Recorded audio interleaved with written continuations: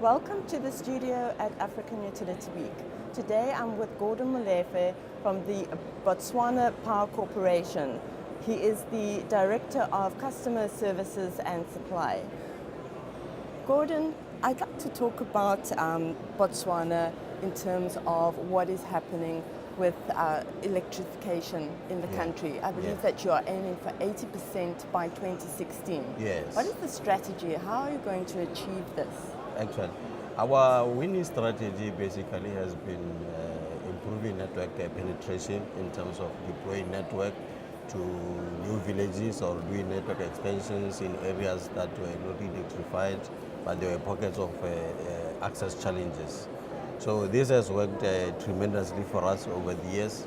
If I give you an example, in 2009, access to electricity was just 43% or 49%. But right now we are talking about 69%. It contributes significantly to the momentum of gravitating towards 80%. Right now the national access is already 75% if you combine the rural and the urban. So the winning strategy is to make sure that we are accessible. But most importantly, we need to come with strategies that will reduce the connection time.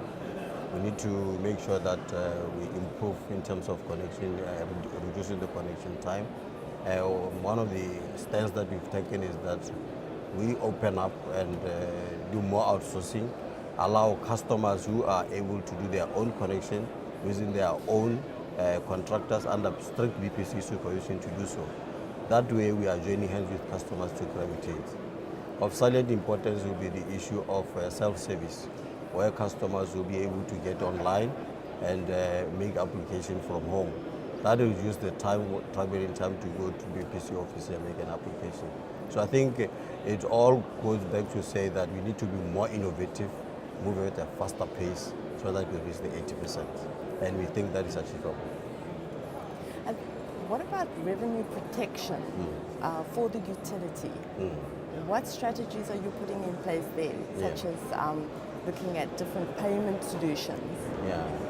In terms of revenue protection, broader topic as it is, we might want to reflect on what are basically the issues that led you down in terms of collecting revenues. Is the issue of natural outages, the issue of vandalism, and then the issue of theft to electricity itself, where users will use electricity and then not pay for it. In terms of natural faults or outages, we invest year on year in terms of augmenting our network to improve its reliability, improve the uptime. And then the issues of vandalism, basically we deal with the security forces to assist us in terms of reducing vandalism. And of course, innovation, come with better technologies that are deterrent. We've introduced what we call copper weld. This is a low copper content kind of cables that are less attractive to the vandalizers. So that's some of the things that we are doing. Most importantly, after conversion to prepaid, we found it compelling to come with a revenue protection framework. We never had such before, but we've since instituted that. It is in place, and since January last year to December, making a synopsis or a trial test, we've been able to protect about 30 million people that would have gone down the drain.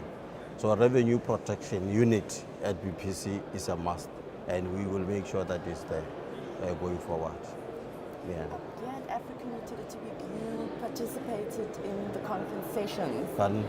At African Utility Week, you participated in the conference sessions. Yes. What was the key solutions that came out of the sessions for you? The key solutions that came up for me is the issues of smart grids and leveraging into the telecommunication services to assist us do better in terms of electricity. You know, like when you talk about smart metering, when you talk about remote metering, that's an element of the telecommunication where you have to send a signal to a remote meter. SCADA, for example, telemetry is an issue of telecommunication. Smart grid is basically about having your network intelligent enough to detect where they predict possible areas of faults. That way, it will assist us to have our network resilient, better uptime, better revenues therefore. So this is one salient issue that I got from the Africa Utility Week in this presentation. I must say something that was quite appealing that I didn't know, that some African countries are able to say that they have 99% electricity access, while we are talking 80%. That was interesting. What I learned from that is that it now generates a need for one to go and see what was their winning strategy. Yeah, it gives us opportunity to research more. Yeah. Botswana is a landlocked country. Do you think that your challenges are any different from other countries that are, on the coast? Yeah, definitely, because if you may know, a lot of African countries are getting their materials from overseas manufacturers.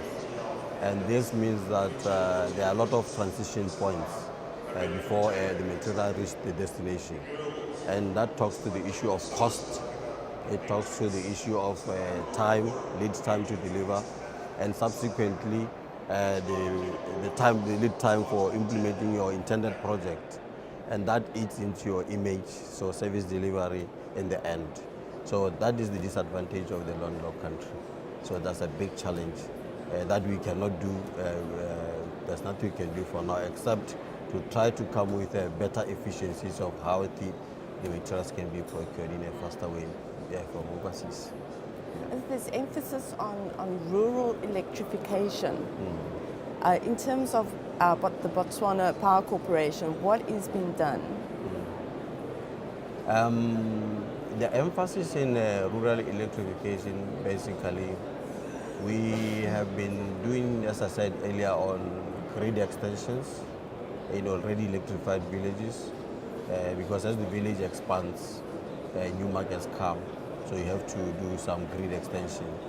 The other area would be electrification of new villages that have never been electrified. We do this through extension through the national grids, sometimes through cross-border supply using our bilateral relations with our neighboring countries. Of course, we've gone to the area of solar, so that we supply particularly the low end of electrification rural customers with solar products like the solar home system, the solar lanterns, the hot bags. We've done those, and they have been. There is a promise in terms of getting the products in that respect. Right now, Botswana is doing a lot of trials around solar because we see it as a potential to also gravitate the momentum of rural electrification. Yeah. And lastly, as an advisory board member to the African Utility Week, what do you foresee happening at next year's event? Yeah.